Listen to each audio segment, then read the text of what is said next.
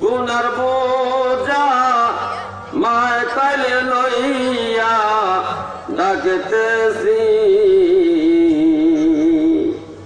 ক্ষমা ভিক্ষা দাও গো দয়াল মাওলাজি।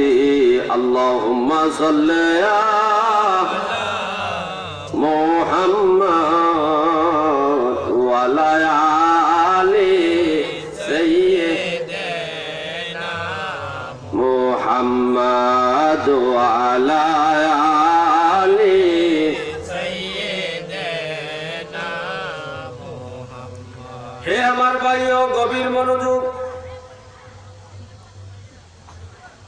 আল্লাহ তাআলা কালামে পাকের মাধ্যমে এই মানব জাতিকে স্মরণ করিয়ে দিচ্ছে, ইয়া আইয়ুহাল্লাযীনা আমানুত্তাকুল্লাহ, হে আমার ঈমানদার বান্দারা, তোমরা আমি আল্লাহকে ভয় করার মতো করো। আমি আল্লাহকে তোমরা ভয় করো। তো প্রশ্ন জাগে, কেন আল্লাহকে ভয় করব? ভয় এই জন্য করবা, আমি তোমাদেরকে দুনিয়ায় পাঠাইছি শুধু পরীক্ষার জন্য।